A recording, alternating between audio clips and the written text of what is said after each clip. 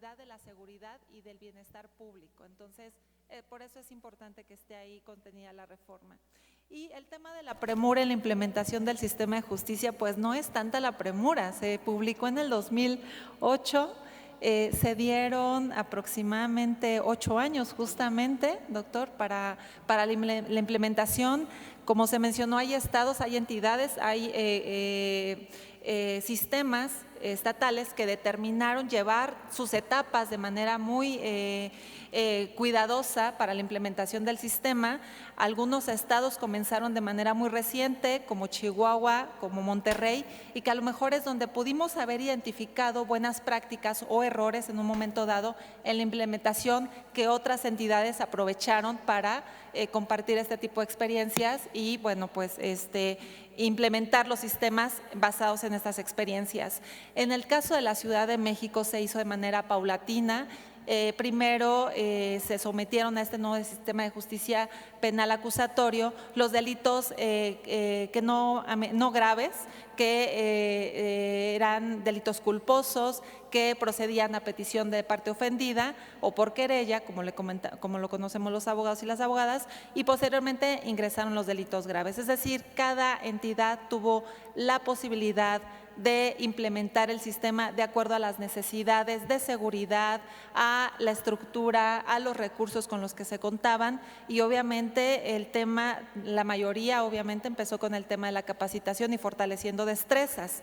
Obviamente sabemos que de lo formal, de la plataforma legal a la práctica, pues hay un buen camino por recorrer. Entonces, eso es lo que ocurrió en la implementación a nivel nacional y bueno, pues ahorita ya estamos a 11 años de haber implementado el sistema, de que se publica la reforma y pues tenemos aún todavía, como comentaba la doctora, justamente un camino por seguir y creo y seguramente estoy convencida de que continuaremos reformando, haciendo adiciones, modificando procedimientos y procesos, porque recordemos que México tiene particularidades en ideología, en creencias, en cultura, en seguridad, en políticas públicas, diferente a otros sistemas. Entonces, a nivel Latinoamérica. Entonces, México tendrá que tener su propia experiencia, la está teniendo y seguramente seguiremos realizando todas las adecuaciones que resulten necesarias. Muy bien. Vamos a darle aquí algunas preguntas al doctor Guillermo Cepeda. Dice, ¿la prisión preventiva se contrapone al principio de presunción de inocencia? ¿Cuál sería la solución para no generar impunidad? Segunda pregunta, ¿qué tan viable ven la posibilidad de que se presente un código penal único? Y aquí se empatan dos preguntas. Dice, si como dijo el señor Osorio, que 2 semanas no serán suficientes para capacitar la Guardia Nacional y que en 4 años no se pudo capacitar a todo el sistema judicial, ¿será suficiente este foro en el Senado para lograr tener una visión clara del asunto a atender? ¿Dónde están las universidades, el Instituto de Investigaciones Jurídicas de la UNAM? Dice, hay que manejar las tecnologías de forma accesible y no como negocio inaccesible. Adelante, doctor. Muchas gracias. Sí, definitivamente, dice Luigi Ferraioli que el principio de inocencia es una garantía de verdad y de libertad. Y es de verdad porque hay dos principios, o de este principio se derivan dos instituciones. Uno es que la carga de la prueba, como dice el doctor Silva de Ramírez, en materia penal es donde mayor asimetría de cualquier otra materia hay entre un litigante y otro. Incluso como señala, los americanos lo hacen de manera muy elocuente, es Ohio contra Smith. Es decir, toda la capacidad del Estado de investigación, de persecución contra un solo individuo. Entonces, por eso hay que compensar con un debido proceso y una serie de garantías. Entonces, el principio de inocencia es una garantía de verdad porque sus instituciones son la carga de la prueba, es decir, le corresponde a la parte acusadora el darle la evidencia, desvirtuar esa presunción de inocencia, y también porque en caso de duda será lo más favorable al imputado.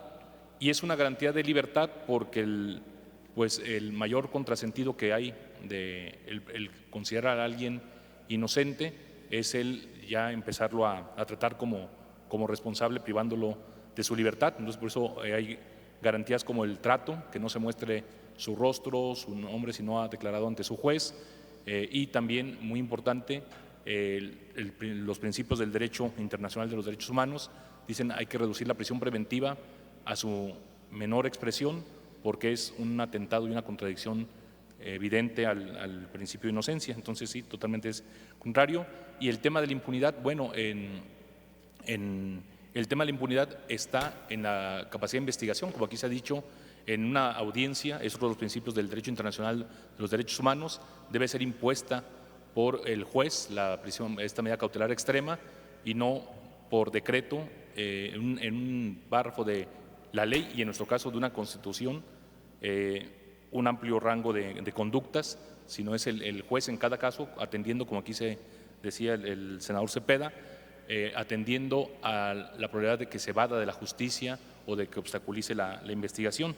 Entonces, la impunidad está en la capacidad de investigación. De hecho, por eso traté de concentrarme en mi presentación en desarrollar las capacidades de investigación, que es donde está el corazón de la impunidad, en el esclarecimiento de los delitos y defender esas investigaciones en la sala de audiencias. Entonces, yo creo que es muy, muy claro. Sobre el Código Penal Único, pues hay una corriente que impulsa esta idea. Si hay un Código Nacional de Procedimientos, hacer un Código Nacional en materia penal, sustantivo. Algunos señalan que pues hay una diversidad en el tema del fenómeno delictivo en las entidades. Yo en lo particular no soy partidario de un Código Penal único, pero bueno, como también antes se decía que era muy difícil llegar a tener un Código Nacional de Procedimientos Penales, y lo tenemos también, si hay el consenso, se podría hacer. Yo en lo particular soy partidario de que cada entidad federativa tenga su Código Nacional. Sí, el tema de capacitación es fundamental. Aquí se tocó el tema de la profesionalización y su piedra de toque es pues la estabilidad laboral. Entonces yo creo que ha sido muy pertinente la propuesta de que se retome aquí en el Senado esta iniciativa, y efectivamente pues la capacitación es una tarea permanente, pero que va a ser un barril sin fondo mientras no se blinde con la estabilidad laboral. Nos pasaba cuando íbamos a los estados a evaluar o a capacitar, nos encontramos con funcionarios distintos cada vez que íbamos, y nadie puede ser un ministerio público especializado y dedicarse con todos los riesgos que asume con un nombramiento trimestral. Entonces yo creo que es fundamental. Y bueno, el Instituto Belisario Domínguez, en cuanto que dónde están las universidades, donde realmente es un foro, yo es la tercera vez que estoy por invitación del instituto. Entonces yo creo que es una más de los foros, y hay muchas asociaciones civiles. El próximo mes sale Hallazgos de México Evalúa. En dos meses, decíamos, sale nuestro índice, nuestro ranking de procuradurías, y cada segmento de este gran sistema, como aquí se ha mencionado, tiene sus estándares, sus especialistas. Entonces yo creo que este es un foro para que se presenten estas propuestas, como hay muchos otros foros, y pues a la sociedad, a las universidades y a las autoridades, pues deben aglutinar, reunirlas, cribarlas y enriquecer las propuestas a través de la evidencia y a través yo soy un partidario del tema de las buenas prácticas, básicamente. Muchas gracias. Muchas gracias, doctor. Preguntas para el maestro Renato Sales. ¿Qué papel juega la Secretaría de Seguridad y Protección Ciudadana en el sistema de justicia penal? Otra pregunta. En su opinión, el problema de la implementación del sistema de justicia penal deriva de una deficiente técnica legislativa o de una insuficiente capacitación de los operadores. Una pregunta más, dice, hace una reseña, coinciden dos preguntas aquí. Hay mandos medios y altos con alta capacitación y salarios que dirigen cadenas de corrupción, cuotas a sus grupos, abuso de poder, vínculos con crimen organizado. Tal vez no todos, pero el país vive mucha violencia. ¿Qué falta? ¿Capacitación y buen salario al policía? Son todas.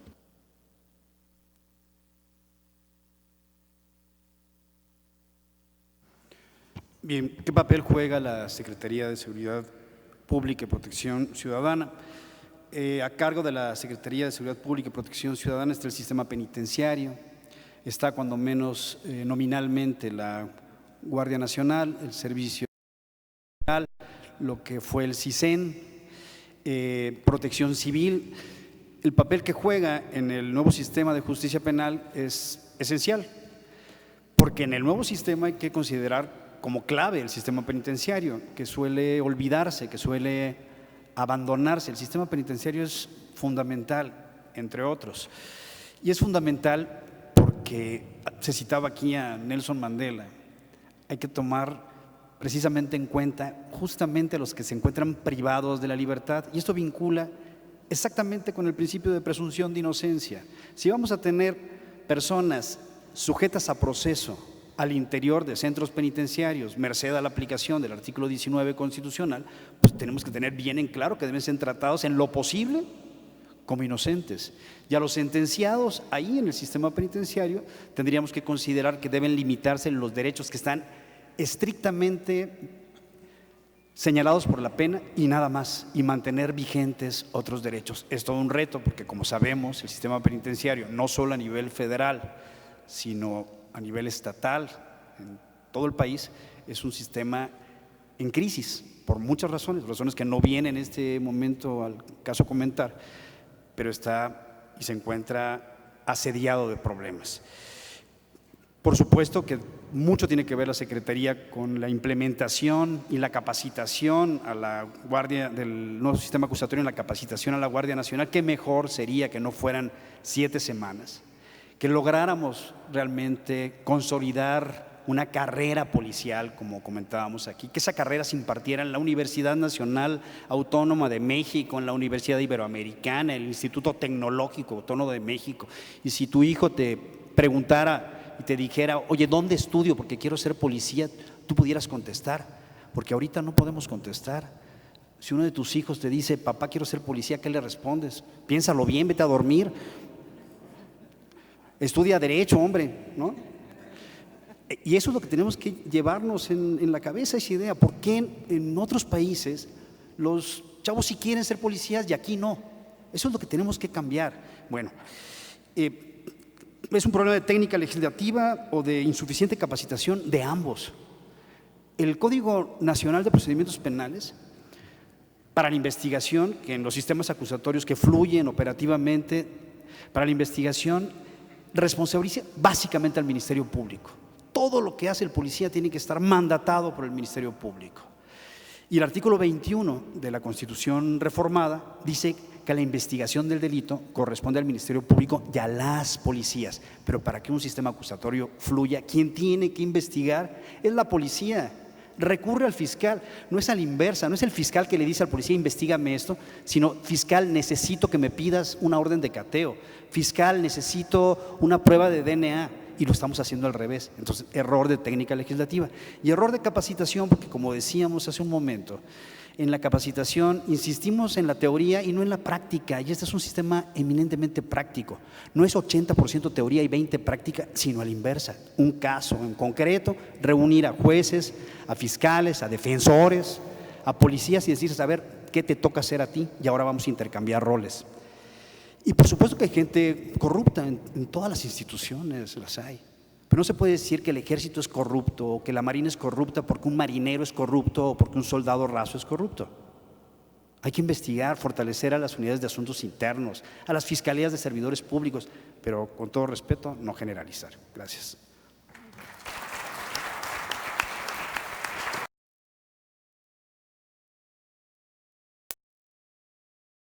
La primera ronda, les agradecemos la presencia a cada uno de los ponentes, agradeciendo también la presencia de los asistentes. Vamos a darle curso a la siguiente mesa de exposición para que puedan seguirse desahogando los trabajos.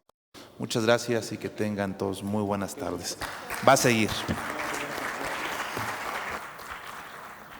Agradecemos la participación de los ponentes de la Mesa 1 y la moderación del senador Óscar Eduardo Ramírez Aguilar. A continuación, les pedimos a las y los ponentes de la Mesa 2 pasen a ocupar sus lugares en el Presidium para continuar con los trabajos de este foro. Les recordamos brevemente a todo el público asistente la dinámica de trabajo. Cada participante tiene un tiempo de 10 minutos para realizar su ponencia. Después de todas las exposiciones, abriremos una ronda de preguntas y respuestas con el público. Para ello, el personal del Instituto Belisario Domínguez estará ofreciéndoles a lo largo de las ponencias tarjetas para nuestra amable audiencia que pueda formular una pregunta.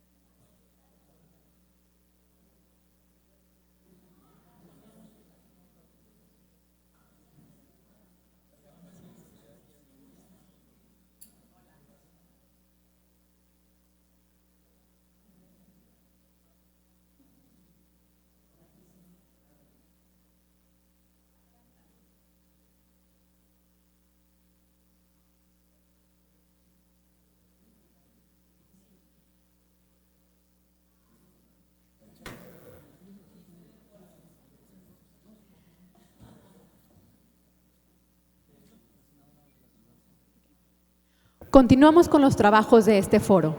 La segunda mesa de análisis se titula El sistema penal acusatorio, la experiencia de las entidades federativas. Nos acompañan en el Presidium el magistrado Pablo Héctor González Villalobos, presidente del Tribunal Superior de Justicia del Estado de Chihuahua.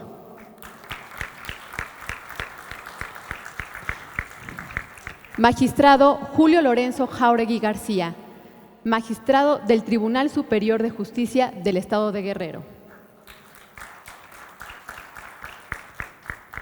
Doctora María de los Ángeles Fromo Urrangel, consultora independiente.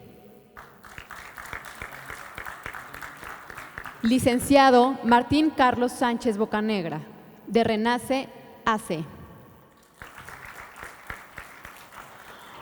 Modera esta mesa la senadora Indira de Jesús Rosales San Román, secretaria de la Comisión de Justicia y de la Comisión de Puntos Constitucionales del Senado de la República. Cedo el uso de la palabra a la senadora Indira de Jesús Rosales San Román. Muchas gracias. Bueno, pues muy buenas tardes. Antes que nada, quiero felicitar la gran labor que hace el Instituto Belisario Domínguez por este gran trabajo. Creo que todos los senadores que empezamos en esta legislatura el año pasado hemos visto cómo cada foro efectivamente cuenta con más ciudadanas, con más ciudadanos interesados en los distintos temas y que cada vez nuestros ponentes son todavía de mejor nivel. Así que para mí, en verdad, es un honor el estar aquí en esta mesa acompañado de verdaderos expertos. Tengo yo el honor de ser secretaria de la Comisión de Justicia y de Puntos Constitucionales también, y la realidad es que para nosotros es un gran reto en el día a día, porque, bueno, y lo más importante que tenemos que tener nosotros como legisladores, me parece que es la humildad de escuchar a los expertos en los temas. Porque en muchas ocasiones podemos tener muchísimos debates desde el punto de vista político y se nos olvida que no somos nosotros los que vamos a implementar en la práctica esta legislación. Y que me parece que ahí es donde, pues bueno, por supuesto, magistrados, todo el Poder Judicial, todo el grupo de expertos en materia penal, siempre será muy importante lo que ustedes tengan que decir. Y bueno, esta mesa también me parece a mí todavía más importante, porque cuando uno es provinciano, como yo, que soy del puerto de Veracruz, de pronto la realidad que se vive en el sistema penal federal no es la misma que nosotros vivimos en nuestros pueblos, como yo humildemente siempre les digo. ¿Por qué? Porque pues tenemos contextos políticos diferentes, porque geográficamente somos también muy distintos. Digo, tan solo Veracruz, pues somos 8 millones de veracruzanos, 212 municipios, una infinidad de problemas muy complejos desde el punto de vista penal, desde el punto de vista de seguridad. Siempre estamos desafortunadamente en la nota roja. Y creo que esa no es necesariamente la misma realidad que se viven, por supuesto, en otras entidades federativas, y que siempre será bueno escuchar esos testimonios. Entonces, por eso para mí es un honor el estar aquí y celebro que hayan hecho esta mesa con ese enfoque particular hacia las entidades federativas. Y bueno, pues me dedico ahora sí a presentar a los verdaderos protagonistas de esta tarde. Y pues les damos la bienvenida primero al magistrado Pablo Héctor González Villalobos. Él es magistrado, candidato a doctor en Derecho por la Universidad de Navarra, maestro en Derecho Corporativo y Empresarial por el Instituto Tecnológico y de Estudios Superiores de Monterrey, Campus Chihuahua, y licenciado en Derecho por la misma institución. Asimismo, tiene estudios sobre el nuevo sistema de justicia penal y de administración de justicia en instituciones públicas y privadas a nivel nacional e internacional, como el Instituto de Estudios Judiciales de Chile, la Policía Nacional de Colombia, el USAID, la Midwestern State University en Texas, el Departamento de Estado en los Estados Unidos de América en San Juan de Puerto Rico, en Washington, D.C., entre otros. Actualmente el magistrado es presidente del Tribunal de Justicia y del Consejo de la Judicatura Estatal del Poder Judicial del Estado de Chihuahua. Fue consejero de la Judicatura del Poder Judicial del mismo Estado y magistrado de la Séptima Sala Penal del Tribunal Superior de Justicia. Además de su función en el Poder Judicial y en despachos legales de la iniciativa privada, también ha tenido fuerte incidencia en el ámbito académico. Es capacitador en el sistema penal acusatorio, certificado por méritos por la CETEC. Ha participado en la elaboración de proyectos legislativos, como la Ley sobre Delincuencia Organizada y el Código Nacional de Procedimientos Penales. Aunado a lo anterior, es profesor de materias como Filosofía del Derecho, Teoría del Derecho, Juicios Orales, en el Instituto Tecnológico y de Estudios Superiores de Monterrey, Campus Chihuahua. Actualmente ha sido profesor en otras instituciones educativas, como la Universidad Autónoma de Chihuahua o la Escuela Judicial del Poder Judicial del mismo Estado. Entre sus publicaciones se encuentran Los sistemas penales, publicado por la Universidad de San Diego, California, La introducción de registros por lectura al juicio oral y el principio de contradicción, publicado por el ITAM, y el análisis crítico de algunos aspectos de la reforma integral al sistema de justicia penal del Estado de Chihuahua, publicado por Iuretec. Bienvenido, magistrado, y bueno, pues adelante. Muy buenas tardes. Es un verdadero honor estar en esta mesa, en este instituto. Quiero agradecer a su presidente, al senador Osorio, y a todos los que han hecho posible este evento que es para mí muy importante. Yo quisiera comenzar destacando que esta reflexión sobre la incidencia de la provincia en el impulso y la consolidación de la reforma penal que destacaba la senadora es verdaderamente oportuno. La reforma procesal penal que llevó a la instauración de un sistema acusatorio en este país es una reforma que surge de un impulso que empieza en los estados, en Nuevo León, en Oaxaca, en Chihuahua, y de ahí en una ola envolvente llega hasta el centro de la República y se materializa con la reforma de 2008, que es posterior a las reformas de Chihuahua y de Oaxaca, que son de 2006, y la de Nuevo León, la primera, ¿de cuándo es, Martín Carlos? De 2004, 2 años antes. Yo quisiera invitarlos a reflexionar en lo siguiente. La importancia de la reforma tiene que ver, lo decían los anteriores expositores, con el debido proceso, con la idea de que la prueba sea llevada a la sala de audiencias. Esto aparentemente es una obviedad y sin embargo es de la mayor importancia. No es lo mismo documentar en un expediente declaraciones tempranas que recibe el Ministerio Público en ausencia de un control judicial.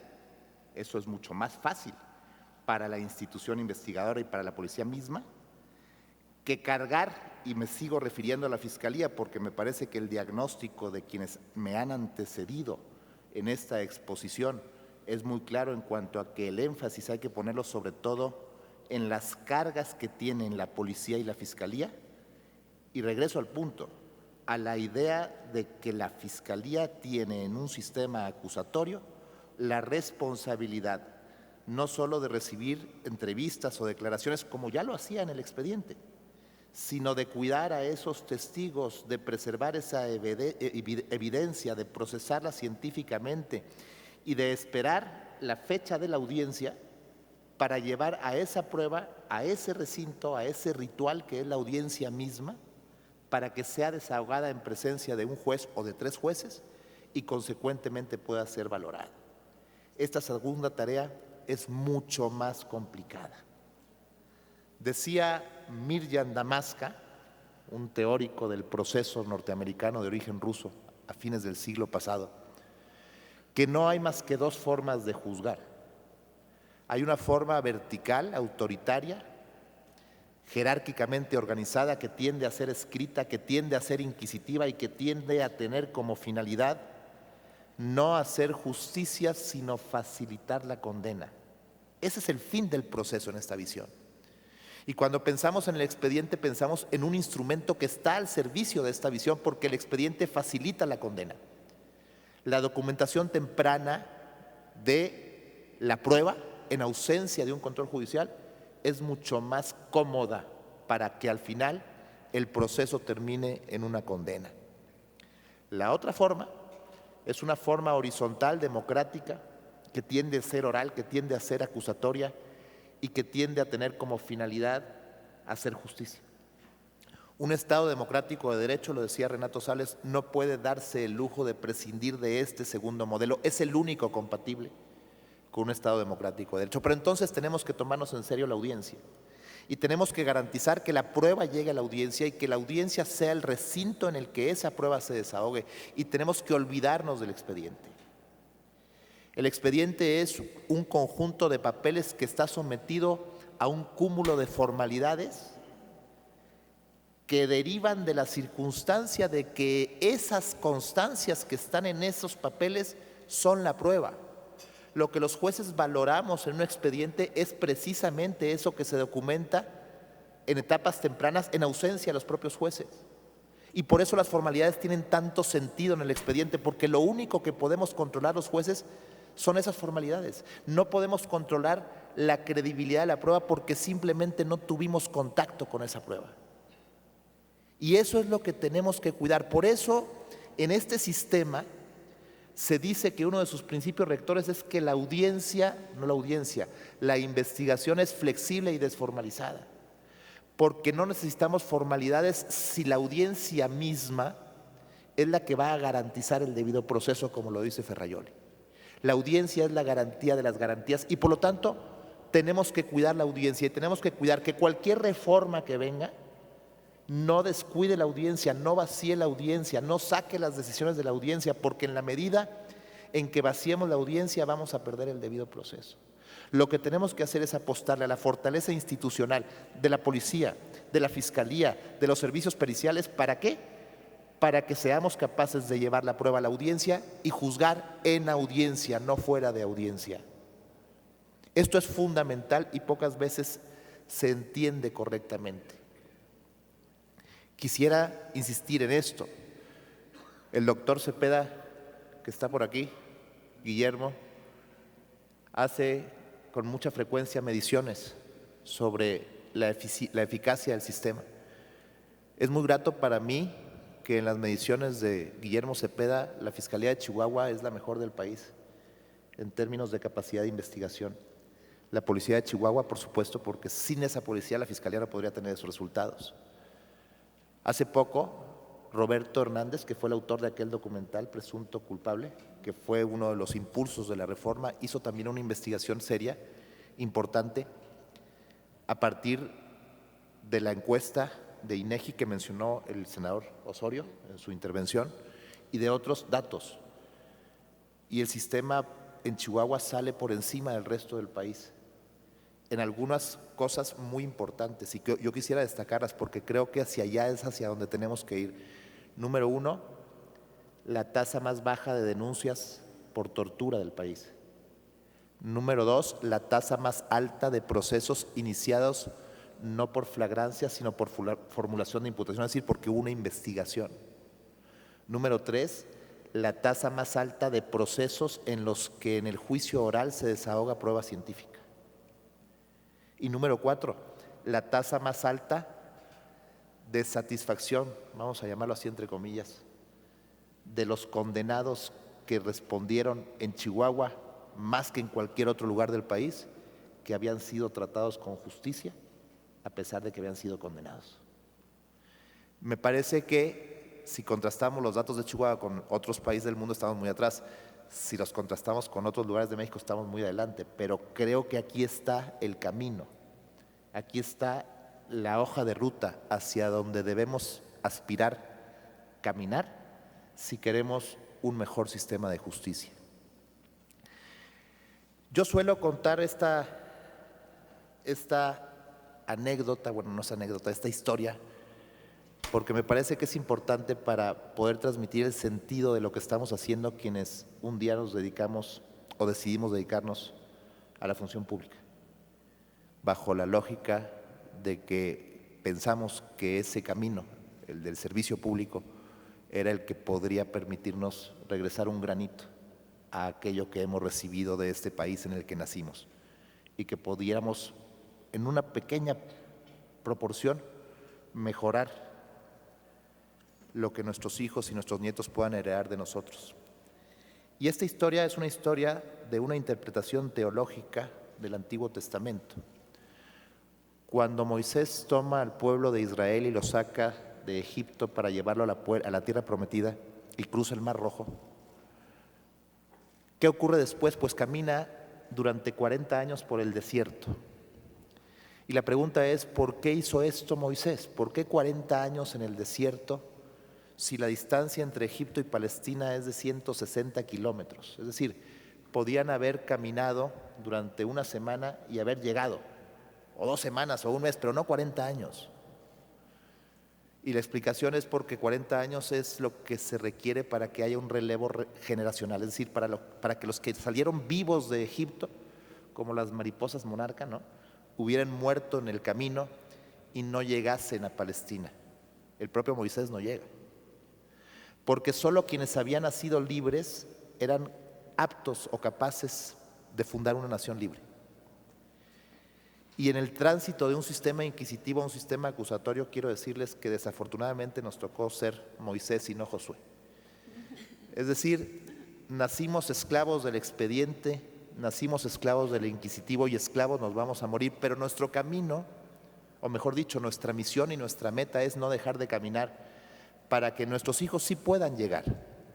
Ese es nuestro compromiso, no perder el rumbo, no dejar de caminar hacia esa tierra prometida que representa un mejor sistema de justicia.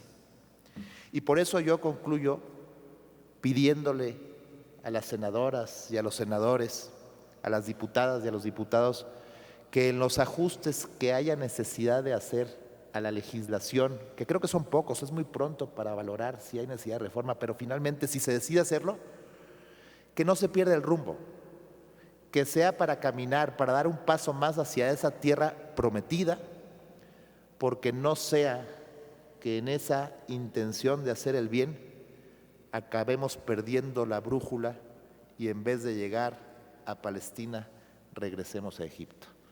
Muchísimas gracias.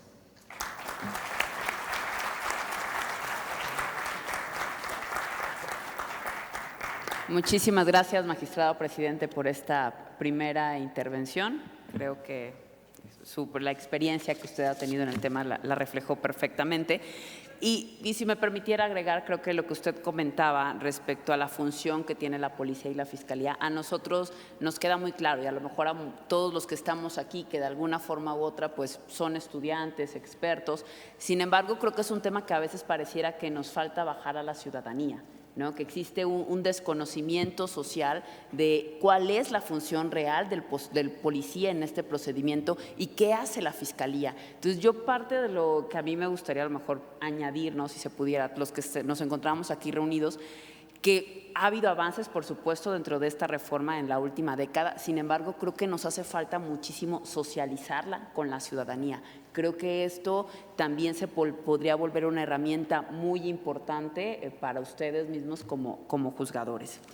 Y bueno, pues ahora recibimos al también magistrado Julio Lorenzo Jáuregui García. Él es licenciado en Derecho por la Universidad Autónoma de Guerrero. Realizó estudios de maestría en Ciencias Penales en el Instituto Nacional de Ciencias Penales y cuenta con varios diplomados, entre ellos el diplomado en Administración de Justicia por la Universidad Complutense de Madrid. Ha sido secretario de Acuerdos, juez de primera instancia y magistrado consejero en el Poder Judicial de Guerrero. Actualmente es magistrado en el Tribunal Superior de Justicia del Estado de Guerrero, cargo que ocupa desde mayo de 1999. Dentro de su trayectoria profesional, destaca haber sido consejero técnico de la Comisión de Defensa de los Derechos Humanos del Estado de Guerrero y secretario general del Ayuntamiento de Chilpancingo de los Bravo.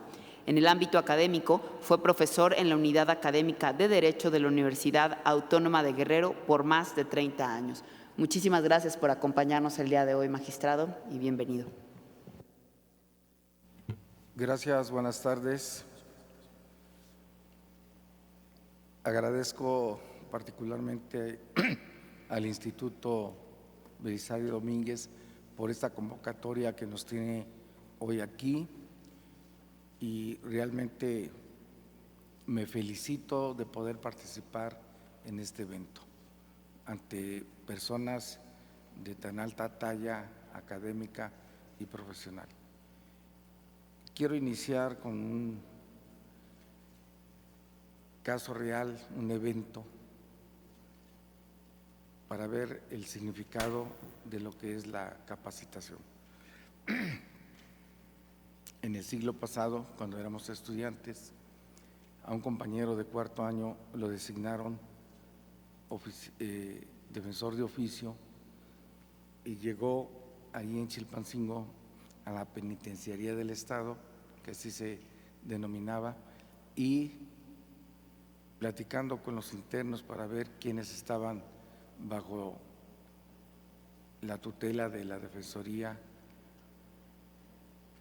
les preguntaba cuál y por qué estaban ahí, y uno le dijo: no, jefe, pues yo estoy aquí por calumnias. Pues él inmediatamente: pues tú no debes de estar aquí, hoy puedes salir libre bajo de fianza, voy a hacer el escrito. Y lo hizo, y cuando lo iba a presentar le preguntó: bueno, platícame, ¿por qué estás aquí? No, pues dicen que maté a un tal Chente. Esto implica que realmente quienes deben de estar ocupando los cargos deben de ser verdaderas personas capacitadas, verdaderas personas profesionales del derecho. Y ojo, la Constitución, exige que sean de especialidad.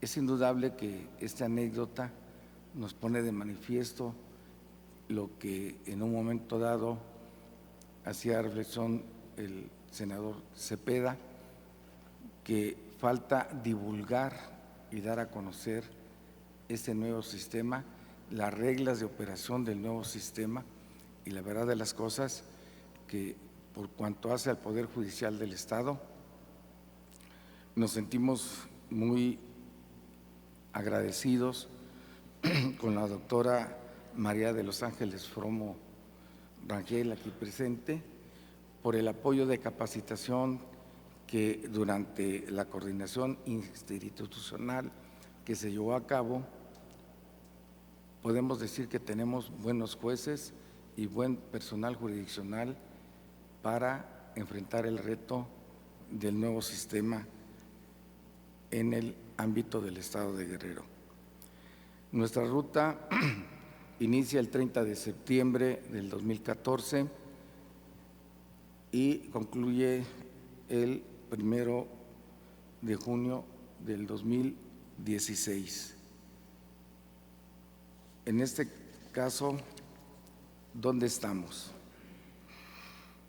Contamos actualmente con 8 juzgados de control y de enjuiciamiento penal, 7 juzgados de ejecución penal y 7 salas penales unitarias. Contamos para el sistema con 7 magistrados que son los titulares de las salas unitarias, 28 jueces de control, 3 jueces de ejecución y 185 personal técnico y administrativo. Tenemos 37 salas de audiencia, de las cuales 30 de ellas son para audiencias orales totalmente equipadas y las restantes están siendo acondicionadas para las audiencias de ejecución.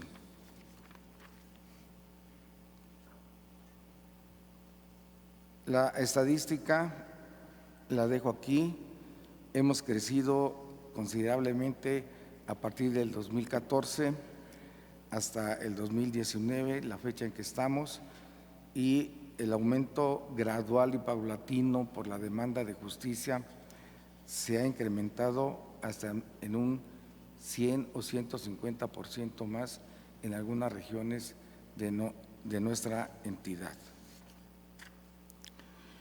Igualmente, las audiencias que se han estado llevando a cabo están reflejados en este cuadro estadístico, en el que se puede apreciar las audiencias iniciales, las intermedias, las audiencias de juicio oral, etcétera.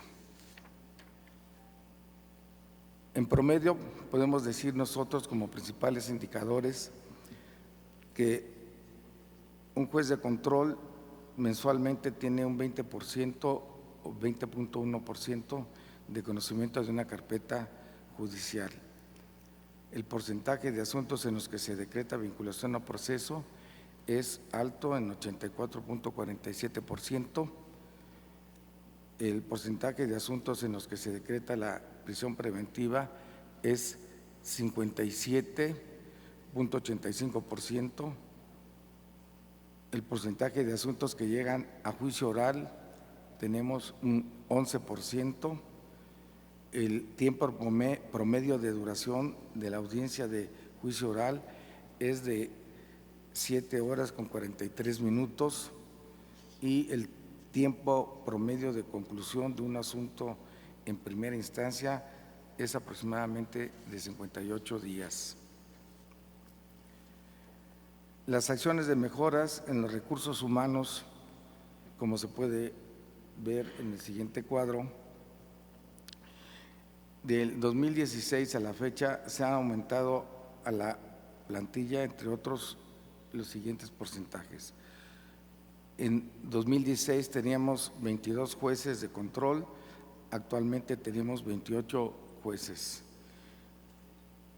teníamos un juez de ejecución, actualmente contamos con 3 jueces, y de personal técnico teníamos 138 y actualmente tenemos 185. En términos generales, esta cantidad de gente que tenemos es para una población de 3.600.000 habitantes del estado de Guerrero, más un porcentaje que corresponde a la población flotante, ya que no hay que perder de vista que en el estado de Guerrero se alojan personas nacionales o internacionales de manera permanente para pasar el invierno en Acapulco. Se ha incrementado la dotación de equipos de cómputo en un 6%. Actualmente ya se concluyó el Centro de Integración de Justicia de Acapulco, 4 salas de ejecución en Acapulco, Zihuatanejo y Tlapa, y se concluyeron los edificios 4 y 5 en Ciudad Judicial en Chilpancingo del estado de Guerrero. La experiencia que tenemos en el Poder Judicial, en la normatividad interna, se estableció o constituyó una comisión para la implementación del sistema de justicia penal del Poder Judicial del Estado, que está al pendiente de los datos. Hay un reglamento de función administrativa de los tribunales y un reglamento de acceso a los tribunales del nuevo sistema penal acusatorio. Tenemos en el plano de capacitación una escuela judicial donde actualmente se imparten maestrías de mediación y conciliación, posgrados, cursos y talleres para el personal jurisdiccional y administrativo y los conversatorios internos e institucionales. Actualmente se han suprimido 12 juzgados penales en toda la entidad y se habrá de seguir con esa ruta, dado que ha reducido notablemente las consignaciones y el trabajo en ellos. De igual manera, está próximo a la reforma por parte del Congreso de nuestra ley orgánica para suprimir 2 salas penales que realmente ya no se justifica su existencia, dado el número reducido de asuntos que se lleva. Las experiencias concretas las tenemos en los conversatorios, la capacitación continua, rotación de jueces, incremento de plantilla de jueces y personal de apoyo, visitas de supervisión y administrar justicia con pleno respeto a los derechos humanos y principalmente con perspectiva de equidad y género. Las notas negativas que podemos señalar: la realización inadecuada de notificaciones, falta de cobertura de sistemas de gestión de coordinación. Consideramos nosotros que a través de los conversatorios, los jueces y el personal jurisdiccional habrá de unificar los criterios para las adecuadas notificaciones a los intervinientes en el proceso. ¿Hacia dónde vamos? A la consolidación del sistema a través de un seguimiento y evaluación tanto de estructura, TICs, recursos humanos, capacitación. También tenemos los medios alternativos de solución de conflictos, los cuales actualmente operan en Acapulco, Guerrero y la ciudad de Chilpancingo, y paulatinamente la supresión y extinción del sistema penal mixto que opera en el Estado, tanto en primera instancia como en segunda instancia. ¿Qué queremos? Pues implementar los juzgados de oralidad en todos los distritos judiciales del Estado de Guerrero. Muchas gracias.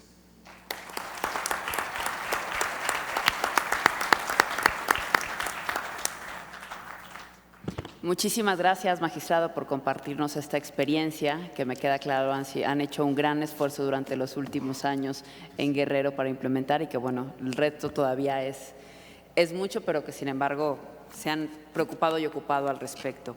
Bueno, nada más para también haciendo una breve publicidad.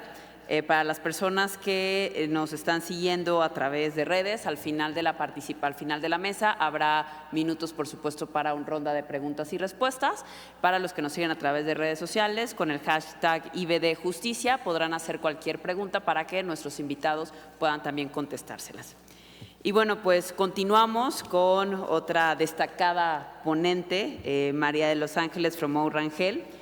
Ella es egresada de la Universidad Nacional Autónoma de México, cursó la maestría en Salud Pública por el Instituto Nacional de Salud Pública.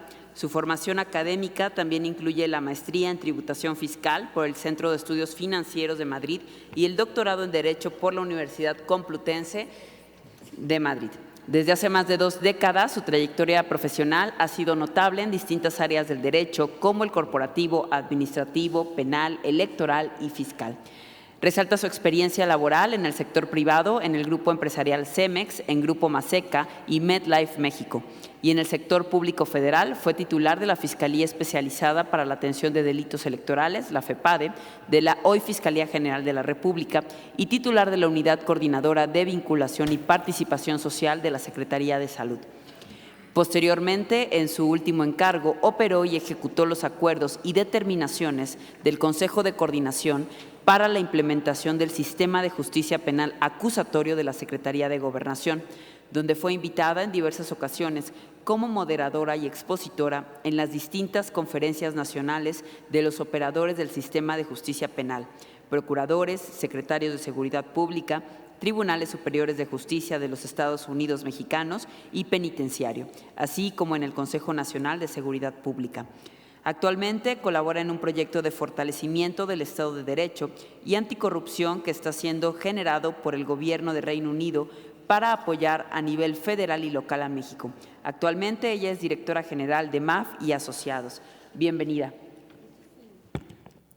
Muchísimas gracias al Senado, en especial pues al coordinador del grupo parlamentario del PRI y presidente del Instituto Belisario Domínguez, a su secretario técnico y en especial a nuestra moderadora por la oportunidad de estar aquí. Yo quiero hacer un poco de historia y permítanme leer un par de párrafos que están en el libro blanco de la Secretaría Técnica del Consejo de Coordinación para la Implementación del Sistema de Justicia Penal, el libro que se entregó en la última sesión del Consejo de Coordinación, que este consejo se extinguió justo el 18 de junio del 2016. Y dice exactamente ese primer párrafo: a partir del cumplimiento del mandato constitucional de la reforma de justicia penal, inicia una segunda etapa para conseguir los objetivos establecidos en este nuevo sistema de justicia penal. Expertos internacionales que operaron la reforma de justicia penal en otras naciones han expresado que debieron integrar procesos de seguimiento y monitoreo tras concluir la implementación de sus sistemas. Esta actividad la realizaron posteriormente y de manera reactiva cuando algunos errores de operación cuestionaron la efectividad del sistema acusatorio.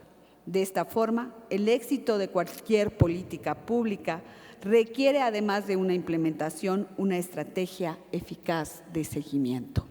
¿Qué pasó en México? 2016 se crea la parte final del proceso de implementación y el 13 de octubre del 2016 desaparece CETEC por mandato constitucional.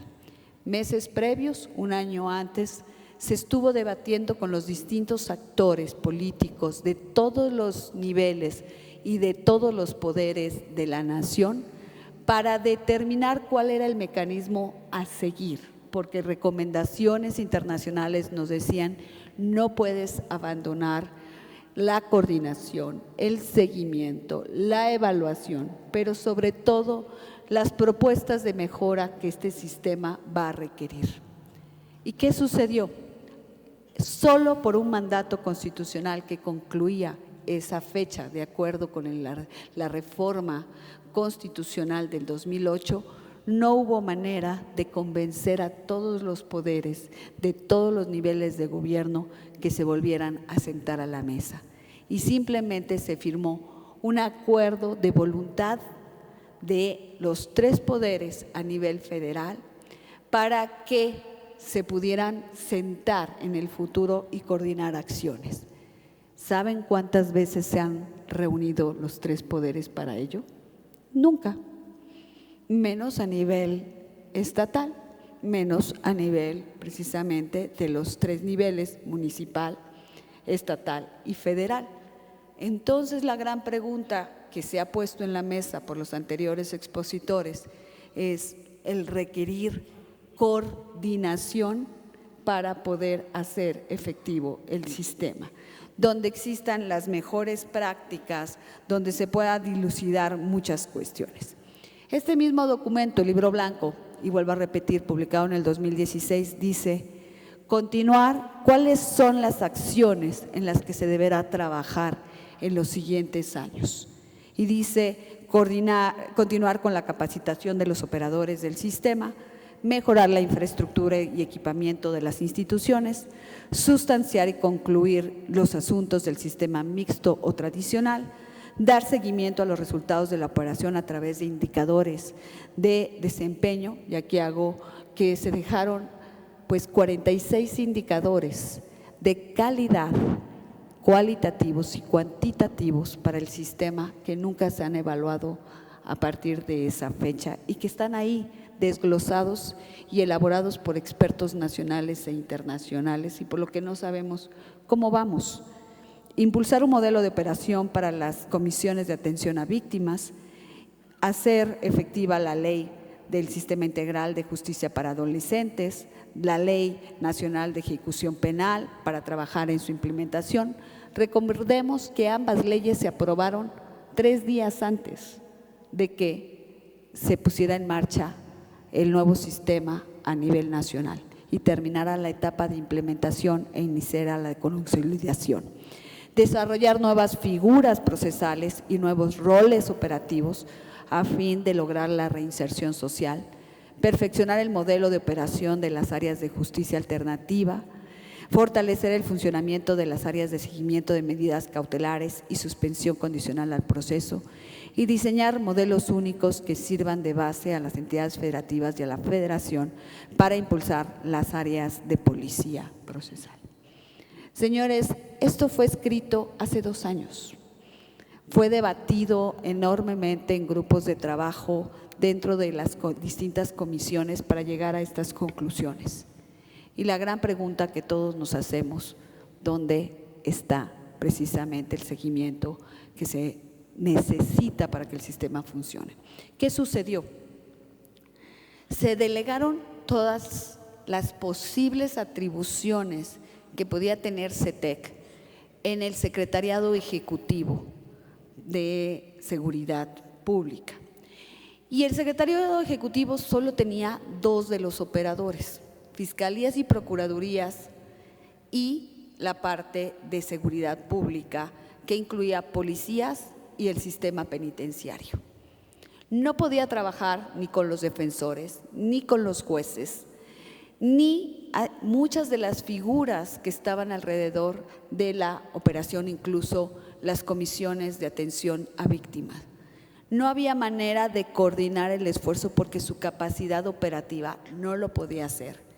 Y solo había recursos disponibles del FASP, y lo que más se lograba orientar hacia allí era el 10%, porque así lo marcaban las reglas de operación de ese financiamiento.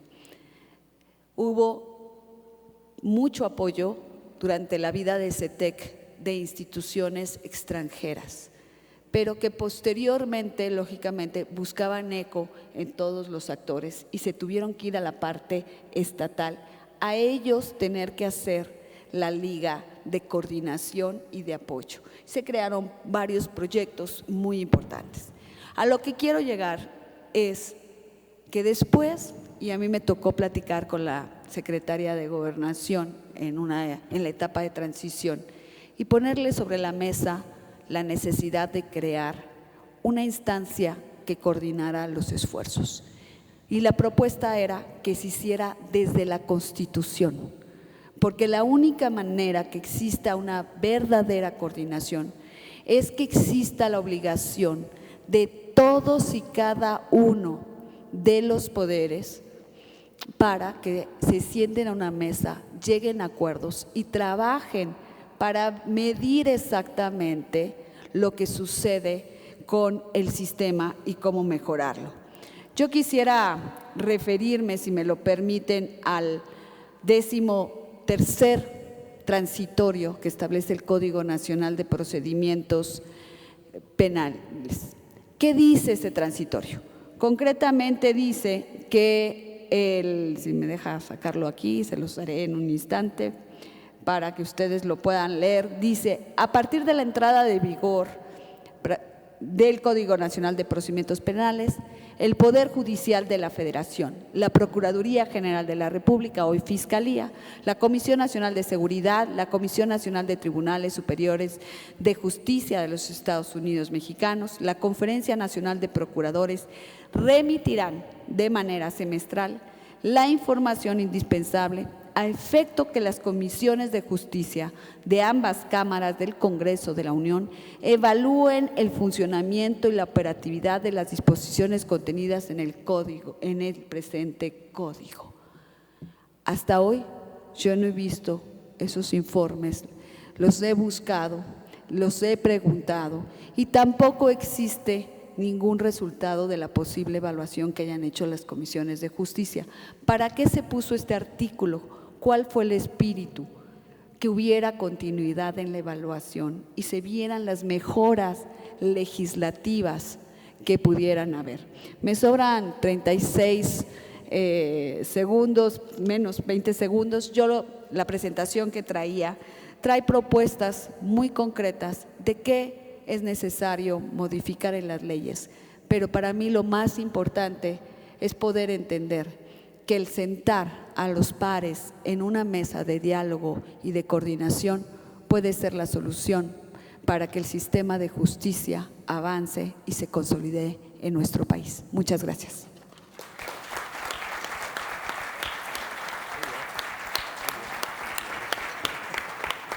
Muchísimas gracias, doctora. Creo que habló con toda claridad de nuestros grandes problemas y de los grandes retos. Coincido, creo que todos coincidimos en que la palabra coordinar es de las palabras favoritas en cualquier documento oficial y sin embargo es el que muy pocas veces lo vemos realizado en la práctica y que es un gran obstáculo. Gracias. Y bueno, continuamos con Martín Carlos Sánchez Bocanegra. Él es psicólogo con acentuación clínica por la Universidad Autónoma de Nuevo León. Realizó la maestría en psicoterapia sistémica por la misma universidad y se encuentra laborando en la institución Renace desde 1997. En el año 2004 asumió la dirección general, puesto que desempeña hasta la fecha. Su compromiso y experiencia con el sistema de justicia lo ha llevado a ser coordinador general de la Red Nacional de Organizaciones Civiles a favor de los juicios orales y debido proceso, mismo que impulsó, junto con otras organizaciones civiles, la reforma del sistema de justicia mexicano en 2008. Ha colaborado en la publicación de diferentes estudios relacionados con la reforma al sistema penal, presunción de inocencia, medidas cautelares, prisión preventiva, monitoreo y evaluación del sistema de justicia, entre otros. Ha participado en el comité directivo en la organización de nuevos foros nacionales sobre seguridad y justicia y el Encuentro por la Justicia 2019, propuestas desde la sociedad civil, el cual reúne expertos, académicos, operadores, autoridades locales y nacionales para evaluar la implementación del sistema de justicia penal en el país, con lo cual dedica su vida profesional al compromiso por el fortalecimiento de la justicia y el Estado de Derecho en México. La realización de este foro obedece a que a que el Senado de la República y todos seamos conscientes de la necesidad de generar un diálogo que resulte productivo para poder continuar trabajando a favor de las y los mexicanos. Y bueno, pues bienvenido. Muchas gracias, senadora. Muchas gracias por la invitación al Instituto Belisario Domínguez. Saludo pues a mis amigos de muchos años, a Pablo Héctor, compadre, por tanto tiempo de estar trabajando. Ángeles, también nos tocó ya mucho tiempo trabajando juntos en este sistema. Al magistrado del Estado de Guerrero, el magistrado Julio Lorenzo Jauregui, y por supuesto a la senadora moderadora Indira de Jesús Rosales San Román. Yo arrancaría diciendo que ha sido un error terrible del gobierno actual y del Senado y la Cámara de Diputados aprobar las reformas de prisión preventiva oficiosa que se dieron en diciembre del año pasado. Era una legislatura y un gobierno que acababa de llegar y lamentablemente compraron el hecho de que esta reforma de aumentar los delitos de prisión preventiva oficiosa iban a ayudar a la seguridad pública en el país. Error grave, dado que por historia de mínimo 30, 40 años, se ha visto que aumentar prisión preventiva, aumentar penas, en nada favorece a la seguridad pública. Y sí lo que hace es aumentar a la gente en prisión preventiva. Pero entre otros comentarios que haré al final también. Pero por lo pronto, déjenme les comento que Renace, estamos cumpliendo 25 años de ofrecer servicios de asistencia jurídica y psicosocial a fin de que las autoridades que imparten justicia respeten los derechos de las personas vulnerables en conflicto con la ley, procurando lograr su reinserción en la sociedad y asistiendo a sus dependientes durante el proceso. Nuestro trabajo contempla la intervención con personas que están en difícil proceso de penal o en prisión de adolescentes en conflicto con la ley, niños y niñas con padres o madres en algún centro de internamiento. Implementamos modelos de atención específica para la población que atendemos con el fin de prevenir la violencia. A partir de la labor y los beneficiarios es que realizamos incidencia normativa en política pública para el fortalecimiento del sistema de justicia, que permita subsanar las fallas operativas, porque estamos convencidos de que ahí es donde tiene que incidir para garantizar el acceso a la justicia de víctimas e imputados. En mi intervención expondré la experiencia de Nuevo León, que es de donde están las oficinas centrales de Renace, ya que si bien hemos participado en materia de incidencia normativa a nivel nacional, vale la pena voltear a los estados para reconocer tanto fallas como aciertos en proyectos de materia de seguridad y justicia. Concreto y brevemente expondré los temas que se encuentran en la agenda de la institución: acceso a la justicia, sistema penitenciario y justicia para adolescentes, para concluir sobre la importancia del trabajo en políticas públicas que permitan fortalecer operativamente el sistema de justicia. En Renace impulsamos el proyecto Gestionando la Justicia, que fue segundo ejercicio del reto de 100 días que trabajamos con Projusticia y USAID, donde reunimos al Poder Judicial, a la nueva Fiscalía General, al Instituto de la Defensoría Pública, a la Secretaría de Seguridad Pública, tanto estatal como municipal, a la OMECA, al Instituto de las Mujeres, a la Comisión Ejecutiva Estatal de las Víctimas. Y atendimos también en este ejercicio, pretendimos abatir el rezago judicial, atender integralmente a víctimas e imputados, y contamos también con la participación de la iniciativa privada. Y atendimos el delito principalmente de violencia familiar, robo, con el acompañamiento obviamente de las organizaciones de la sociedad civil como nosotros. En este gran ejercicio se realizó en toda la zona metropolitana de Monterrey. Para trabajarlo nos dividimos en equipos por zonas y municipios con el fin de cumplir objetivos semanales. La meta que nos pusimos fue resolver 1,200 carpetas en total por delitos de violencia familiar y robo. Sobrepasamos la meta en 49% por ambos grupos. Esto se logró gracias a que nos concentramos en mejorar el proceso de resolución de carpetas y de canalización de víctimas e imputados. Nos reuníamos semanalmente operadores e integrantes de la sociedad civil para detectar fallas en la agenda de audiencias, eliminar malas prácticas en bajas administrativas, pulir las condiciones impuestas a imputados en las suspensiones condicionales de proceso, asegurarnos que están correctamente evaluados y vigilados por la Unidad de Medidas Cautelares. Terminamos muy satisfechos por lograr conectar y establecer operativamente el engranaje del sistema de justicia que marca el Código Nacional de Procedimientos Penales. Este tipo de ejercicios permite la comunicación entre instituciones a tal punto que el indicador de agendamiento de audiencias se redujo de espera de 8 meses a 1 mes en promedio.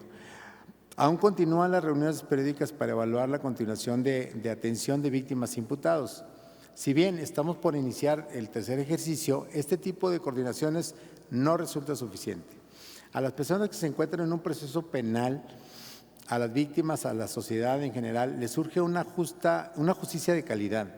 Vemos que recientemente se aprobó la ampliación de catálogo de delitos que ameritan prisión preventiva oficiosa, además ya puesta en operación la Guardia Nacional, y en constante leer las nuevas iniciativas que se presentan en contra del sistema acusatorio, por lo que vale la pena preguntarnos qué es lo que necesitamos como sistema para operar bien de acuerdo a lo que las y los mexicanos necesitamos. Por ejemplo, en el caso de Nuevo León, donde se encuentran las oficinas centrales de RENACE, como ya había dicho, el secretario Ejecutivo Nacional en 2018 señaló que se aperturaron 100,000 procedimientos derivados de carpetas de investigación.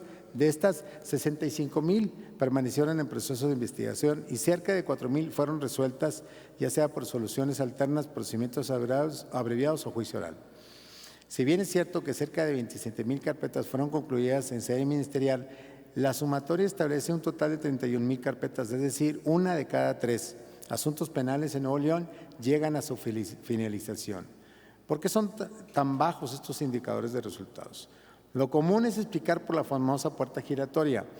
Con ello, querer introducir reformas punitivas que no velan por dar acceso a la justicia a las víctimas o imputados, o bien restaurar el daño por el delito cometido. Sin embargo, si visualizamos el proceso de resolución de carpetas y el personal operativo que se encuentra para hacer funcionar, nos damos cuenta que no se tiene ni la capacidad ni las políticas públicas para posibilitar una entrada y salida saludable del usuario. De acuerdo a las últimas publicaciones de México Evalúa, en el 2017 había 23.2 policías, 14 ministerios públicos, 0.7 facilitadores, 3 defensores, 0.5 jueces de control, 0.5 asesores de víctimas, 0.1 jueces de ejecución por cada 100,000 habitantes en Nuevo León. Estas cifras no han cambiado en este año 2009, ya que las instituciones encargadas de procurar e impartir justicia sufren reducción de presupuesto año con año. Es importante reconocer que la normativa nunca va a poder ejecutarse si no se acompaña de políticas públicas y, por supuesto, no solo para capacitar a los operadores, sino para hacer frente con coordinación, estrategias de inteligencia a la complejidad y comisión de delitos de alto y de bajo impacto. Ante los problemas agudos en materia de seguridad y justicia, es importante considerar exigencias locales. En Nuevo León, la incidencia delictiva de violencia familiar, robo y lesiones no alcanza con el personal que se tiene para resolver dichos delitos. Vemos que lejos de introducir acciones para afianzar la coordinación entre actores, tanto el gobernador como los diputados están más concentrados en resolver problemáticas de manera punitiva, no operativa. Ocurre una situación similar con el sistema penitenciario. En la población penitenciaria en Nuevo León, ahorita están 7,641 personas.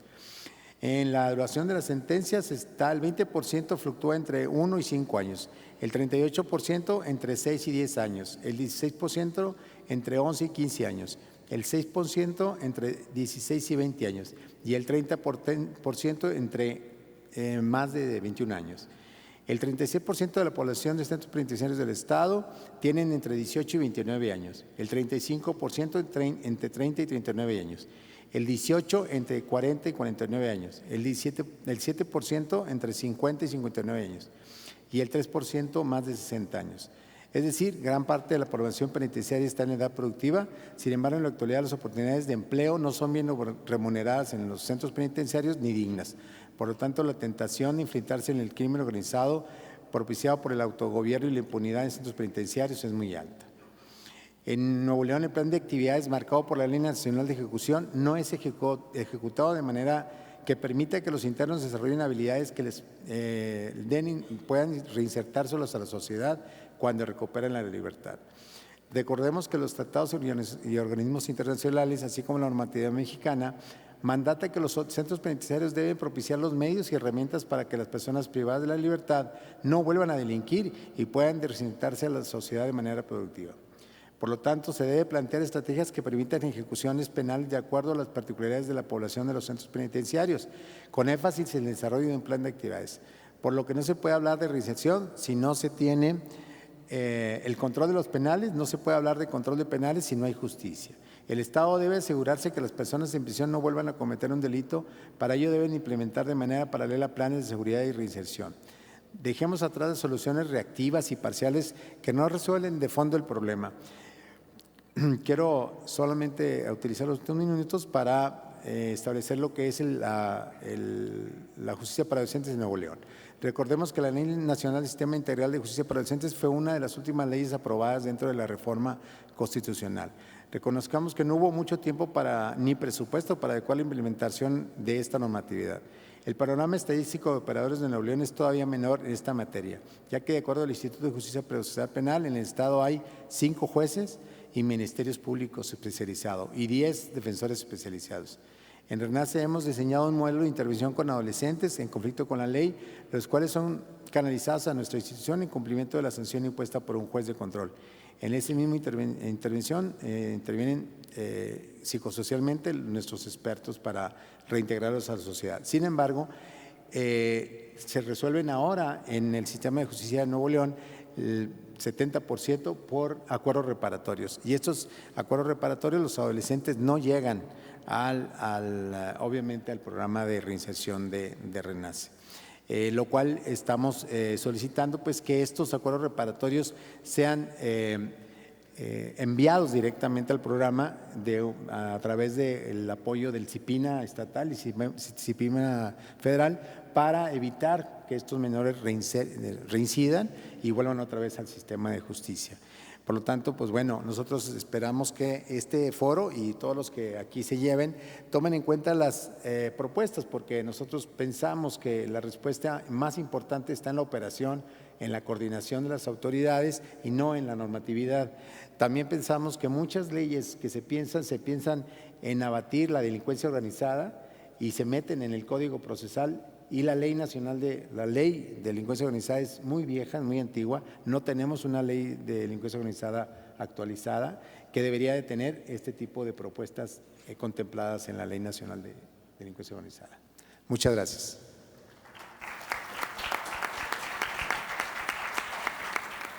Muchísimas gracias, maestro Sánchez Bocanegra, por esta participación.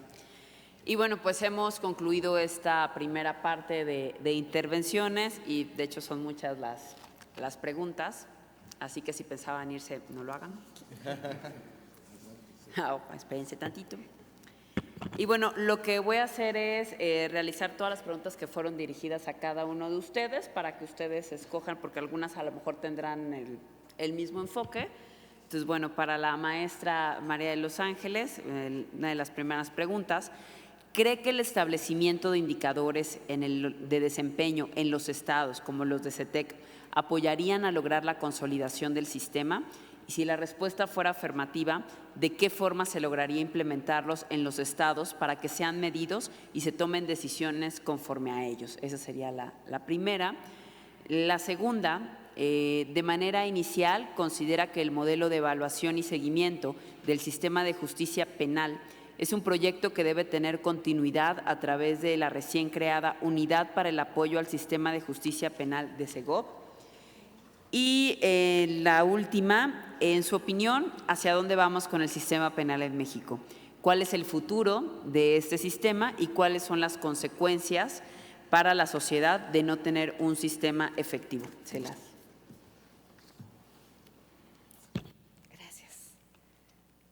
Muchas gracias. A ver, desde mi punto de vista, la evaluación y el seguimiento, cuando lo haces a profundidad, cualitativa y cuantitativamente, tienes elementos muy ricos que te permiten estructurar acciones direccionadas en los distintos ejes: capacitación, infraestructura, reorganización, modelos, normativa. 8 años era solo la fecha para poner el punto y seguido y continuar trabajando. Unos indicadores que nos permitieran saber cómo iba evolucionando, qué había que corregir, qué había que estructurar de manera, eran muy importantes. No es lo único, es lo que nos dan elementos para trabajar y activar acciones transversales en donde participaran todos. ¿Qué es lo que hace falta? Yo creo que hay dos elementos que para mí son esenciales y fueron claves para lograr la primera etapa. La primera fue voluntad política de todos y cada uno de los actores que participaron, incluidas las organizaciones de abogados, organizaciones de la sociedad civil, empresarios, todos se volcaron porque esto fuera una realidad. Y eso, lógicamente, entra a un cambio de paradigma. No podemos olvidar que esto es un cambio de 180 grados que nos cambia la visión de ese sistema que veníamos en un totalmente escrito, oscuro, donde no se respetaban los derechos humanos, etcétera, todo lo que se ha comentado. ¿Hacia dónde vamos? Precisamente en conseguir ese apoyo y que las instituciones se coordinen y se sienten a una mesa a trabajar de manera transversal, preocupándose por todos. Y no se necesitan dinero ni se necesitan estructuras.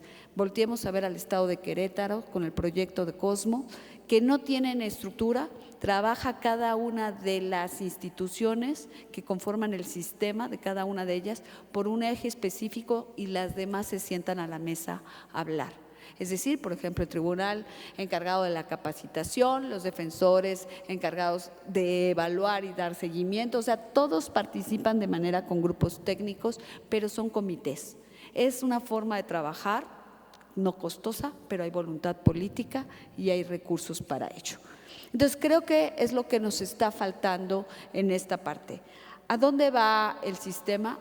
A la consolidación, sí o sí. Tarde o temprano tenemos que caminar hacia allá porque no hay una vuelta atrás. Los derechos que se pusieron en la mesa son indispensables. La gran posible logro que tuvieron las organizaciones sociales, los expertos, los académicos en los debates del artículo 19 que se ha comentado tanto aquí, fue incluir un transitorio, que a los 5 años se evaluara cómo íbamos y que a partir de allí viéramos si seguíamos o no con esos delitos de prisión preventiva oficiosa.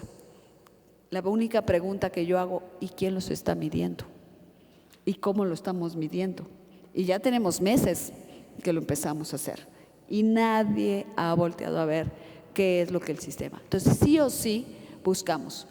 Es un paso importante la unidad de la Secretaría de Gobernación para poner en marcha acciones de coordinación. Desde mi punto de vista, ¿qué le falta? Fuerza.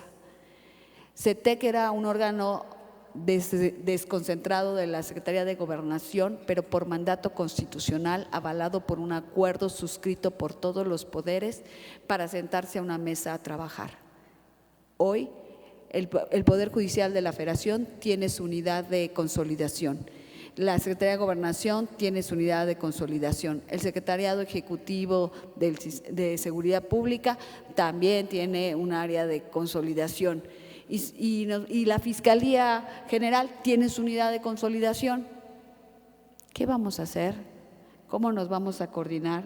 ¿Quién nos va a dar pautas? ¿Quién nos va a evaluar cómo vamos? ¿Por qué? Porque el Consejo estaba establecido, miembros de las organizaciones sociales, académicos, todos los poderes, eran 31 autoridades sentadas en una mesa trabajando. Mi sugerencia es a los legisladores, hagan una reforma en un transitorio simplemente para poner una instancia que los obligue a todos a sentarse en una mesa a trabajar juntos, a ponerle ciertos montos económicos y que nos ayude a hacer la evaluación y el seguimiento que se tiene. Y bueno, finalmente, ¿cuál es ese modelo? Yo diría que no hay un modelo estático, es un modelo dinámico, es un modelo que se va transformando de acuerdo a cada una de las instancias. Pero permítanme decir, tenía varios objetivos claros el sistema de justicia penal y uno de ellos era la atención a las víctimas. Ustedes podrán imaginar cuántas horas tarda una persona en poner una denuncia. Le piden que vaya a ratificarla, cosa que ya no existe. Le piden la predenuncia, que es la llamada telefónica al 911, y después le dicen, regrese dentro de un mes y medio para ver si ha habido algo, y analizas la carpeta mes y medio después y no encuentras una sola actuación. ¿Por qué? El Ministerio Público tiene miles de carpetas a su lado y a su responsabilidad sin actuar. No hay reparación del daño de esa víctima, no hay la sensación de justicia. Yo estoy de acuerdo, hay que hacer difusión del sistema, pero ¿saben cuál es la mejor difusión? El que un ciudadano sienta que hubo justicia, que le repararon el daño y que no le tardaron en devolverle sus cosas que le robaron, a veces meses o un año, para hacer que la justicia exista en nuestro país. Esa es la realidad de lo que estamos viviendo y es a donde yo apelo a las instancias a sentarse a ver el otro lado, a las víctimas, no solo a los imputados. Gracias.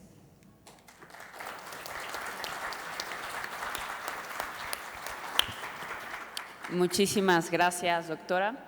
Y bueno, continuamos con las preguntas que se le realizan al magistrado presidente Héctor González. ¿Considera necesario hacer modificaciones al sistema penitenciario en su generalidad? Esa es la primera. La segunda, ¿cómo se ha vinculado el Tribunal Superior de Justicia del Estado de Chihuahua con la Fiscalía y el Poder Judicial para mejorar la actuación de policías y ministerios públicos, para que a su vez garanticen la actuación de jueces basados en pruebas, es decir, garantizar el buen funcionamiento de las audiencias? Y la tercera, la figura del policía hoy en día genera un sentimiento de repudio, miedo y hasta burla por parte de la sociedad. ¿Cómo instaurar la figura perdida del policía como una figura de autoridad y seguridad? ¿Y cuál es su opinión de la Guardia Nacional? Adelante. De chile, de dulce y de manteca. Muchas gracias. Bueno, empiezo por el tema del sistema penitenciario. Yo creo que el sistema penitenciario es el gran olvidado del sistema penal. Quienes tenemos ya algunos años en estas batallas, amistad con el profesor Miguel Sarre, que fue de los que empezaron con el impulso desde la academia como profesor del ITAM para la reforma procesal penal, y cuando vio que ya estábamos algunos ahí metidos, dijo, bueno, ahí se quedan, yo me voy al tema penitenciario, porque él siempre va adelante, ¿no? Y ahora es el principal impulsor de las reformas en el marco normativo y operativo del sistema penitenciario. Lo más importante en el sistema penitenciario, es en lo que se ha trabajado muchísimo recientemente, pero falta mucho por hacer, es llevar el debido proceso a la ejecución de sentencias. Antes, el juez terminaba su intervención al dictar la sentencia penal y la ejecución quedaba en manos de un órgano administrativo que dependía de los ejecutivos y en donde había un amplísimo margen de discrecionalidad y consecuentemente muchísimos incentivos para la corrupción. Hoy tenemos ya jueces de ejecución que están controlando la ejecución de las sentencias y que están vigilando lo que ocurre en los centros penitenciarios, pero falta todavía mucho. Lo que tenemos que fijarnos como objetivo es precisamente esto, que en la ejecución de la sentencia penal siga habiendo debido proceso y siga habiendo control judicial. La segunda pregunta, ¿cómo se vincula el tribunal en Chihuahua con otras instituciones? Yo les diría que en dos planos. Por un lado, los espacios interinstitucionales normales, bueno, que deberían de ser normales. Me refiero a los conversatorios, a las mesas de coordinación, donde están sentados jueces, fiscales, defensores, asesores victimales, en algunos casos también instituciones de seguridad pública. Y ahí se discute y se intenta consensar, cuando ello es posible, criterios uniformes de interpretación de las normas y también mecanismos uniformes de la logística, de las audiencias y de la operación cotidiana del sistema. Mesas de gestión y mesas de interpretación, podríamos denominarlas así.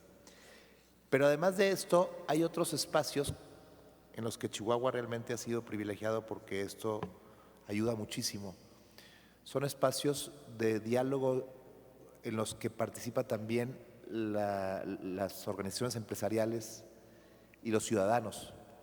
Esto empezó en Ciudad Juárez en la época de la violencia, entre 2008 y 2011, con la fundación de la Mesa de Seguridad de Ciudad Juárez, en donde a instancia de un grupo de ciudadanos y empresarios se sentaron en una misma mesa quienes eran responsables de la seguridad de la plaza y se empezaron a exigir recíprocamente que cada quien cumpliera con su responsabilidad y se establecieron mecanismos de seguimiento y control para verificar que así fuera. En un segundo momento, estas mesas incorporaron el tema de justicia y ahora son mesas de seguridad y justicia. Y el tribunal tiene representación en esas mesas y cada mes se sienta un magistrado en esa mesa junto con el fiscal general, junto con el director de la Policía del Estado, el de la Comisión Estatal de Seguridad, junto con el de la Policía Municipal, junto con el comandante de la guarnición militar. Y ahí se plantean los problemas que existen y en un espacio de coordinación se toman las decisiones y las acciones que son necesarias para ir corrigiendo sobre la marcha la operación del sistema. Y este modelo se ha replicado en otras ciudades del estado, también en la capital, en Chihuahua, en Parral, en Cuauhtémoc, y también en otros estados se están creando estas mesas de seguridad y justicia. Es bien importante la participación de los poderes judiciales en estas mesas porque eso es lo que permite garantizar que en la ambición, más que ambición, en el deseo y en el legítimo interés de lograr la eficacia, no se violenten los derechos e instituciones que conforman el debido proceso. Es decir, es este espacio de diálogo el que permite generar un sistema que al mismo tiempo que sea eficaz, sea respetuoso de los derechos humanos. Esa parte es importantísima. Creemos que la gran experiencia de Querétaro, lo han hecho muy, muy bien, tiene que ver con estos mismos principios. O sea, al final es cómo coordinarse, lo dijo María Los Ángeles, de eso se trata. Más que de cambios normativos, lo que necesitamos son cambios operativos y los cambios operativos pasan necesariamente por la coordinación. Finalmente, el tema de la policía. Déjenme contarles que en Chihuahua capital, tenemos una buena policía municipal. Yo no sé si sea la mejor del país, pero es una muy buena policía municipal que desde hace varios trienios ha mejorado significativamente con algunas cosas que se han hecho, muchas de ellas tomadas del ejemplo colombiano. Por ejemplo, salarios dignos. En Chihuahua la policía municipal está bien pagada, el policía que menos gana, si mi memoria no me falla, anda por ahí de los 20,000 pesos mensuales, policía municipal. Tienen acceso a clubes de policía, clubes deportivos y sociales que están financiados por el empresariado a través de un fideicomiso, que es el Fideicomiso para la Seguridad y la Competitividad. En esos clubes van los policías y van sus esposas o sus parejas, sus hijos, sus padres, sus suegros. Tienen instalaciones que no le piden nada a un club privado y también es un club social en donde hay salones de fiesta y donde pueden ellos celebrar los 15 años de la hija o la boda o lo que sea, ¿no? Y entonces eso genera un sentido de pertenencia a la comunidad del policía y una mística, se refuerza la mística de la corporación porque en los tiempos libres siguen conviviendo ellos mismos. Y este es el mejor instrumento de control. Lo vimos en Colombia. Cuando un policía se corrompe, lo primero que deja de hacer es ir al club del policía. Y ahí es donde se levanta la alarma. Algo está pasando con este policía, porque ya no viene, porque ya no conviven. Entonces, son cosas que se pueden hacer, claro que implican inversión, pero yo les aseguro que si en sus lugares se platica con el empresariado, van a estar encantados, como ha ocurrido en Chihuahua, de invertir en esto porque es la mejor inversión para la justicia. Y luego, finalmente, mecanismos para fortalecer la propia dignidad de los policías, ¿no? ¿Qué mecanismos? Por ejemplo, en Chihuahua, la Dirección de Seguridad Pública Municipal se puso de acuerdo con los cines, ¿no? Y entonces los cines dijeron, los lunes en Chihuahua los policías municipales no pagan el cine. Ellos y sus familias. Finalmente el negocio está en las palomitas, ¿no? Y entonces los lunes de todas maneras las salas de cine están medio vacías y entonces, ¿qué pasa? Pues había un reconocimiento al policía por ser policía y descuentos en restaurantes, ¿no? Y entonces los hijos de los policías de pronto empiezan a decir, mi papá es policía, y ya lo dicen con orgullo porque hay un reconocimiento social. Esa parte es fundamental. Si queremos fortalecer las instituciones policíacas, tenemos que apostarle a modelos como este, ¿no? Yo espero haber respondido, ¿no? Muchísimas gracias, magistrado presidente.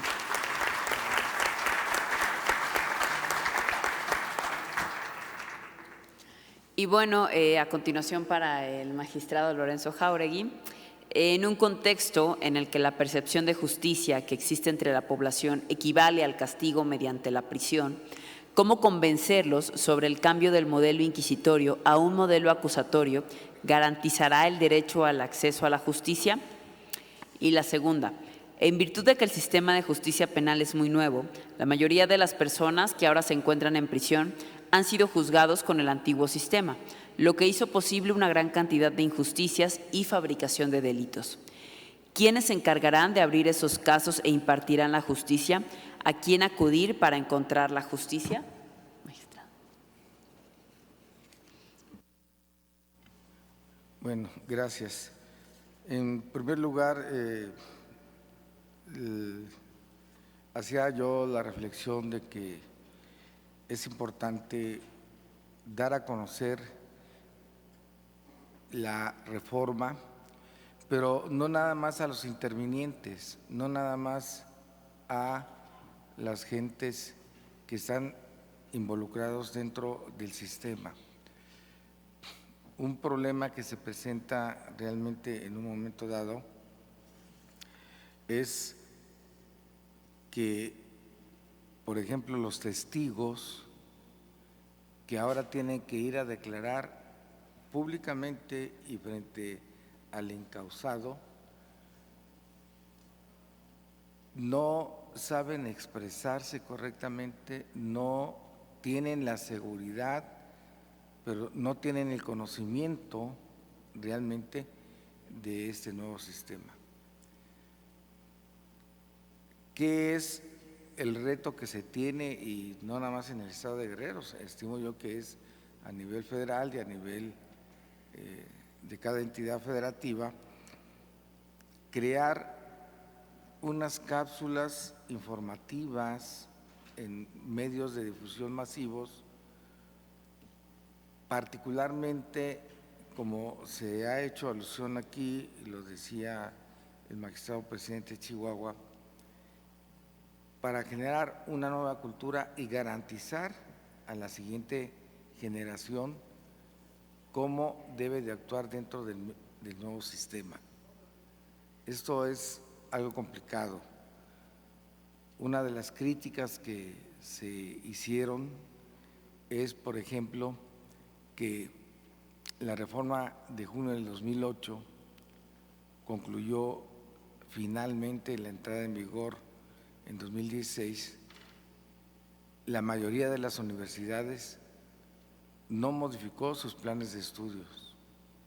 La mayoría de las instituciones educativas vinculadas a ese aspecto no tomaron las precauciones de preparar a la nueva generación que pueda ser garante para el manejo del nuevo sistema. Pero vuelvo a insistir, una de las cuestiones más importantes es difundir a la población que ahora existe este nuevo sistema, que de alguna manera hay simplificación, que de alguna manera hay garantía de poder eficientar la justicia a través de jueces que van a estar permanentemente en las audiencias, de emplazar legalmente a las intervinientes, de que la denuncia o querella que se presente realmente se le va a dar el trámite y que se van a judicializar todas las pruebas que puedan existir y ya no se va a manejar de manera independiente por el Ministerio Público. Esto es un reto que se tiene y que son de las cuestiones que también hay que hacer cultura, pues en las secundarias, en las preparatorias, para que la población se vaya acercando al nuevo sistema, que la población conozca ahora cómo son las cosas y, por otro lado, pues tanto las fiscalías, los policías y los jueces se vayan ganando la confianza de la población.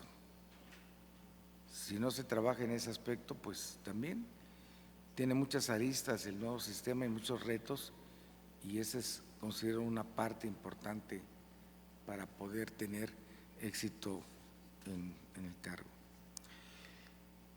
En el contexto de que hay muchas gentes que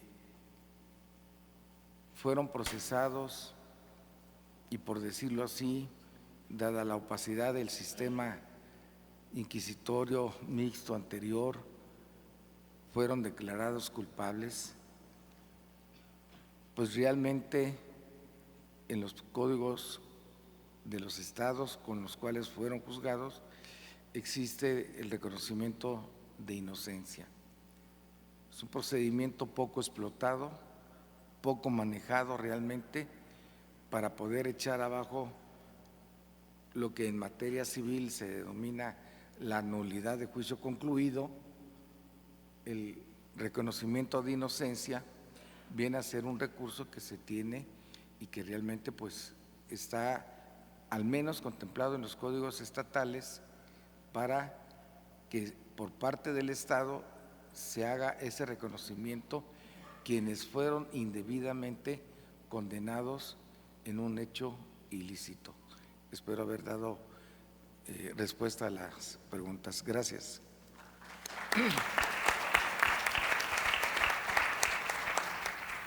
Muchísimas gracias, magistrado. Le preguntaría a los integrantes del Instituto Belisario si hubieran recibido alguna pregunta por parte de redes sociales para que, por favor… Sí. Sí, recibimos algunas preguntas aquí estamos, para que responda cualquiera de los ponentes que guste hacerlo. La primera pregunta: ¿cuál es el principal reto que afrontan los jueces en la implementación del nuevo sistema de justicia penal? Voy a leer las preguntas, son 2, 3, entonces después quien quiera explicar. La segunda pregunta: ¿qué políticas públicas debe impulsar el actual gobierno de la República para mejorar la calidad del sistema de justicia penal en nuestro país? Comparativamente, ¿qué dificultades ha habido en la implementación del sistema de justicia en los estados y por qué ha habido una implementación tan diferenciada? Eso es todo. Muchísimas gracias. Si alguno quisiera, el magistrado presidente, adelante. Desde mi punto de vista, el principal reto de los jueces es entender la función de la audiencia, la metodología de la audiencia. Si la audiencia no es un trámite más, es el cambio profundo del sistema. No hay debido proceso sin audiencia. La resolución del caso Kurtman contra Finlandia del Comité de Derechos Humanos de la ONU lo dijo así: sin audiencia no hay oralidad y sin oralidad no hay contradicción, y sin contradicción no hay debido proceso. Uno no puede contrainterrogar un documento, uno no puede confrontar lo que está escrito, uno tiene que confrontar a quien lo está acusando, a quien está declarando en su contra. Ese era el viejo sentido de los careos, que no servían para mucho, pero que de algún modo estaban ahí como un residuo. Entonces, entender la función de la audiencia como garantía de las garantías es importantísimo, porque el riesgo más grande que tenemos es que formalicemos la investigación. Ya de por sí es una mala práctica que sigamos armando carpetas de investigación como si fueran averiguaciones previas, cosidas, foliadas y selladas.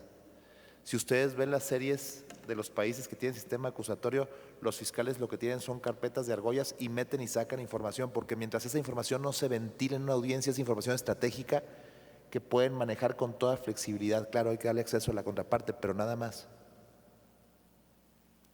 Y si formalizamos la investigación, ¿qué va a pasar? Que en la audiencia vamos a estar discutiendo sobre las formalidades de los actos de investigación.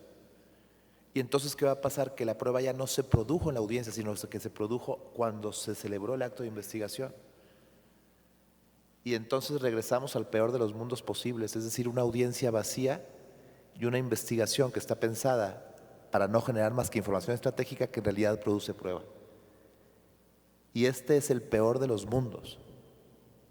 Es quedarse sin Juan y sin las gallinas. Si eso es así, que me devuelvan mi averiguación previa, ¿sí? Porque si vamos a generar información que es prueba de forma flexible, de forma en un ambiente en el que se supone que no hay realmente agravios, y eso es lo que nos va a servir para juzgar, sin tener los controles que de algún modo tenía la averiguación previa, porque se asumía como eso, como el espacio en el que en realidad se instauraba el proceso a espaldas del juez, pues estamos muy mal. El problema de la prisión preventiva oficiosa es ese.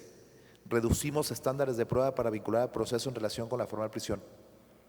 Para formal prisión se requería certeza del cuerpo de un delito. Ahora basta con la probabilidad de un hecho delictuoso. Y luego tenemos el salto para atrás y atoramos prisión preventiva oficiosa y hay gente que está detenida sin que ni siquiera exista la certeza de que hay un delito.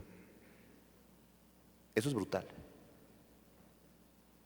O asumimos en serio el papel de la audiencia y vamos hacia adelante y le apostamos para que la audiencia funcione para lo que tiene que funcionar y fortalecemos a nuestras policías y a nuestras fiscalías para que la información llegue a la audiencia, o, déjenme decirlo, vamos de regreso a Egipto y nos vamos a ahogar en el Mar Rojo. ¿La otra pregunta cuál era? Bueno, yo respondo esta y ya que alguien responda a las demás. Senadora, si me permite. En relación a lo de los jueces, no sé si estés de acuerdo conmigo, pero uno de los grandes retos que yo le he visto al Poder Judicial, bueno, son dos. Uno es el tema del desarrollo de criterios, de los nuevos criterios de aplicación de la ley con el nuevo sistema de justicia. Me he dado cuenta de que hay criterios a veces contrapuestos en el mismo estado, en el mismo tribunal, y que a veces afectan, diría yo, hasta la legalidad de las sentencias o de las decisiones. Y otro tema súper importante del Poder Judicial es la autonomía. La autonomía y la transparencia de parte del Poder Judicial, donde realmente, lo vivimos en Chihuahua, situaciones donde se trastocó la autonomía en el gobierno pasado, que en este gobierno creo que se ha ido rescatando esa autonomía. Entonces me parece a mí que sería de mucha importancia mantener la autonomía. En el tema de la política pública, yo pienso que el gobierno y también los legisladores deberían de trabajar en políticas públicas para facilitar la operación y la coordinación de las instituciones encargadas de impartir justicia. Y esto que Ángeles señalaba y que hemos señalado en diferentes maneras, ¿qué institución debe de tener la suficiente autoridad para llamar a cuentas o llamar a la coordinación a este tipo de instituciones? Me parece que es para mí sumamente importante que el gobierno se preocupe en generar ese tipo de políticas que facilite esta interacción. Y por último diría, el sistema penitenciario, con la ley de ejecución penal, ha habido bastante resistencia de las autoridades administrativas en soltar el tema del funcionamiento de las prisiones, y ha habido una imposibilidad importante de los jueces de ejecución de asumir su papel como garantes de la legalidad hacia adentro de los centros penitenciarios. Y esto ha sido un reto que me parece que es muy importante y tenemos que hacer ejercicios junto con Miguel Sarre para asegurarnos de que esa legalidad entre a los centros penitenciarios.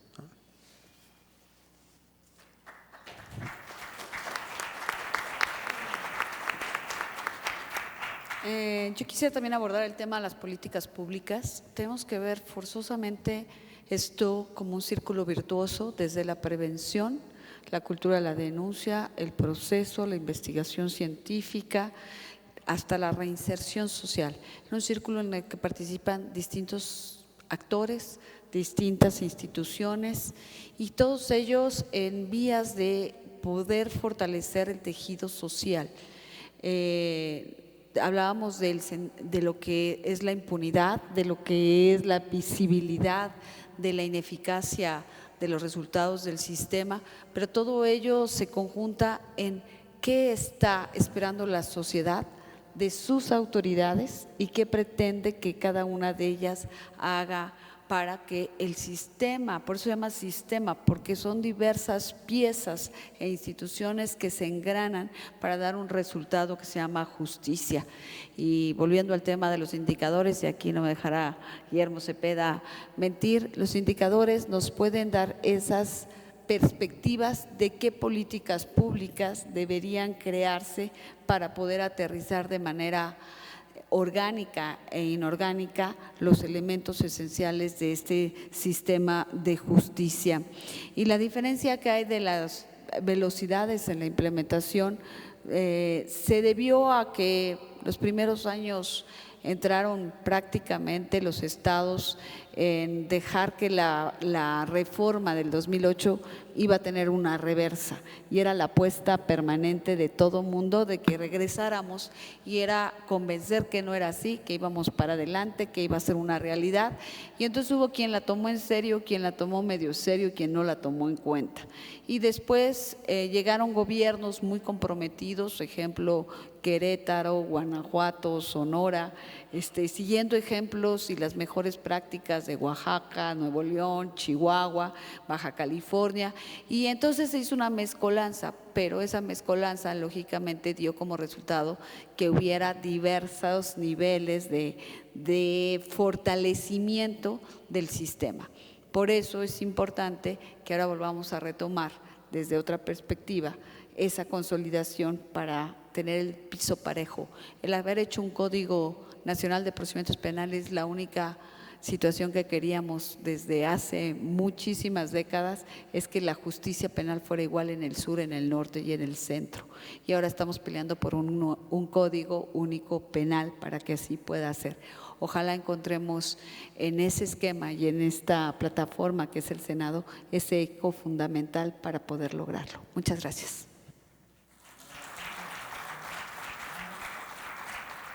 Nada más para no dejar pasar la oportunidad, porque me parece una oportunidad de oro. El sistema de justicia, como lo hemos aquí repetido, si lo viéramos desde la óptica del terapeuta sistémico especialista que soy yo, diríamos que es un sistema disfuncional patológico, porque es un sistema que no se comunica y que siempre está buscando culpable a quien echarle la culpa, o sea, a quién señalar como el responsable de la deficiencia, y no tienen un acuerdo. Si estuviéramos viendo una familia en un sistema, o un sistema cualquier otro de empresas, por ejemplo, estaríamos viendo un sistema que fracasa permanentemente en llegar a su objetivo primordial, que es la impartición de justicia. O sea, si no existe un trabajo en conjunto del sistema, son elementos, como lo menciona Ángeles, que no se ven como un sistema, que no se perciben como un sistema, que no se establecen como un sistema, por lo tanto, siempre tienen objetivos diferentes y son disfuncionales. Entonces, si no logramos que una intervención externa, ese sistema, entienda que tienen un objetivo en común y que todos deben de trabajar por ese objetivo, pues estaríamos fracasando en el sistema de justicia.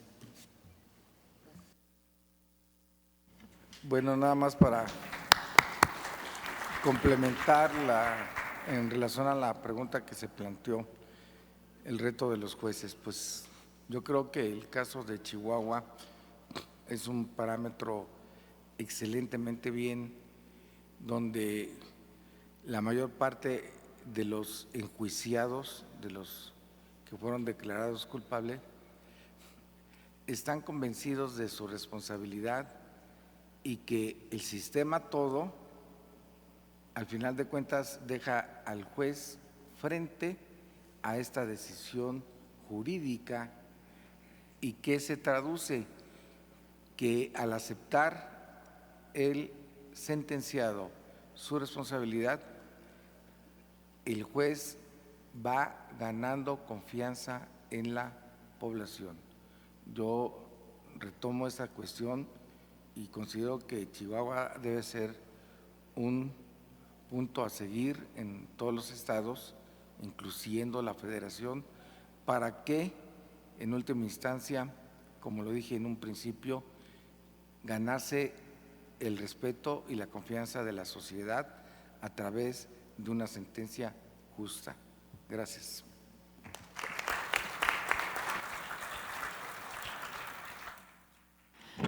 Bueno, pues muchísimas gracias en verdad a cada uno de los ponentes, de los expertos que nos acompañaron el día de hoy, tanto en esta mesa como en la primera.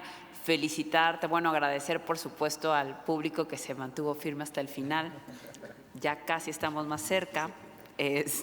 Y bueno, por supuesto, felicitar al senador Osorio Chong como responsable del instituto, al secretario técnico y a todo el equipo por seguir haciendo foros de esta calidad. Y únicamente llegó por aquí un mensaje de Eduardo Castellanos respecto a la participación de otras instituciones dentro de los paneles de expertos. Y bueno, pues era un foro pues nada más de media mañana en el que únicamente hubo la oportunidad de tener 2 mesas. Sin embargo, continuarán. Este es un tema justamente que no se puede únicamente agotar en una mañana. Seguramente contaremos con la presencia de otros miembros de otras instituciones. Entonces, pues muchísimas gracias y buen provecho.